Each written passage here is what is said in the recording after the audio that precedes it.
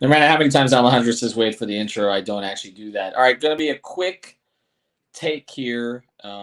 Quick take 5 as we update you on the latest as free agency approaches this evening. We're sponsored here on this particular short episode by Ocean's Finest. There's a deadline there as well as a deadline that's coming up here at 6 o'clock in the NBA. Oceansfinest.com. Get the same premium seafood that is delivered to the cruise lines and also to five-star restaurants. This is the good stuff. There's a deadline of 2 o'clock today for you to get $10 off at oceansfinest.com. $10 off. If you spend $50 or more, you can mix or match. And if your order is more than $100, you get free shipping. So $10 off. Use the code Oceans Finest Seafood. This is their July 4th special. You will get it before July 4th if you order it by 2 o'clock today. So right now, as I record this, it's about 12:30. So you got an hour and a half. As soon as this finishes, go to oceansfinest.com and use the code Oceans Finest Seafood. Get $10 off of 50 or more. All right, let's get to it. Here is the latest on free agency as we head for that particular deadline. The news today, Barry Jackson reported this for the Miami Herald, and it's consistent with what we've been hearing, and then we added a little bit more to it as well.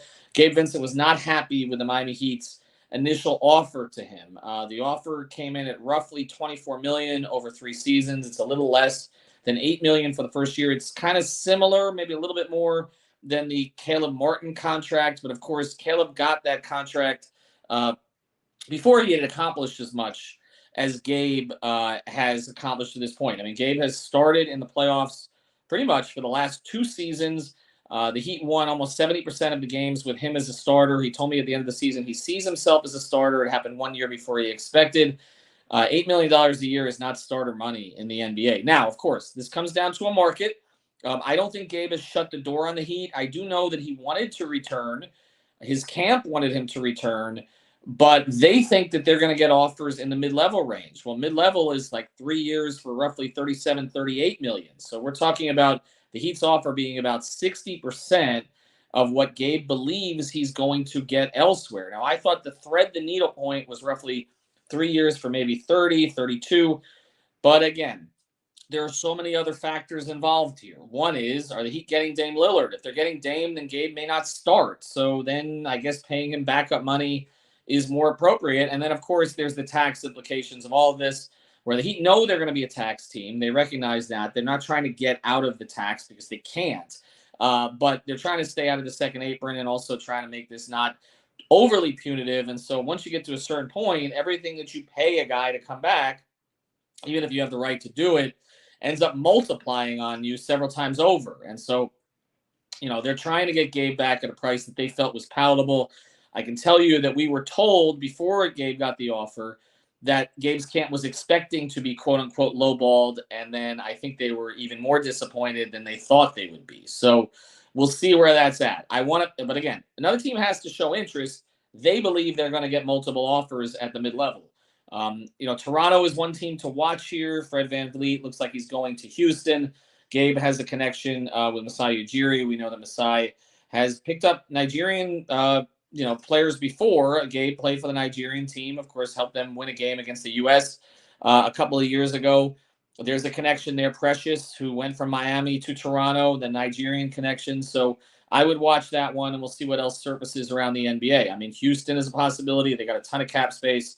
San Antonio, maybe. There are teams I think that will show interest in Gabe, but I don't know for sure if he's going to get the mid-level that they're talking about. If he does, I think he's gone. To me, I thought a fair offer for the Heat would be somewhere in like the 3 years, $30 million range, 3 years, 32, kind of somewhere halfway in between what they ended up offering initially, again, initial offer, and what I think, Gabe's camp thinks that he's going to get offered by some other team.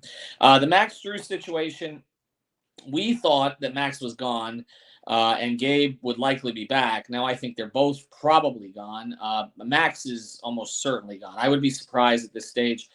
The interest from Indiana is well known at roughly $16 million. The Heat are not going there, not with Duncan on the books at a very similar number at this stage and still on the team.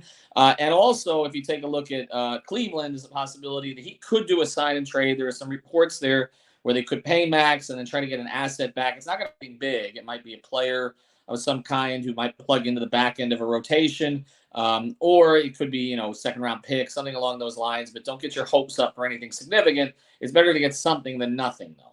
All of this, of course, in the context of what's going on with Dame here. I've been told that the Heat are still in that game, that they're still sort of waiting that situation out while they're contacting agents of players.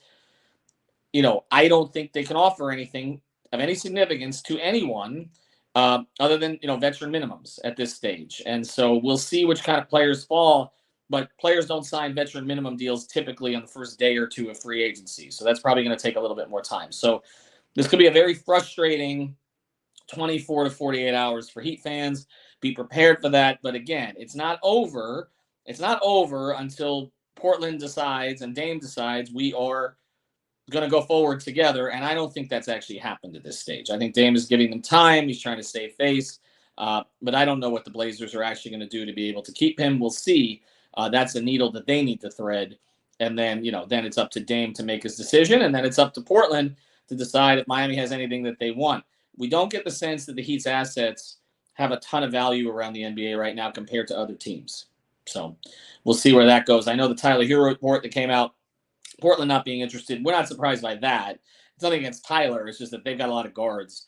We've always felt that a Dame deal would include 3 or 4 teams, so you could send Tyler to another team, again, if he has to be included in a trade. Okay, so there we're at. Ethan Skolnick for 5 on the floor. Follow me at Ethan J. Skolnick, 5 Reasons Sports, and get your orders in. OceansFinest.com. Use the code OceansFinest Seafood. Thanks, Alejandro, for producing.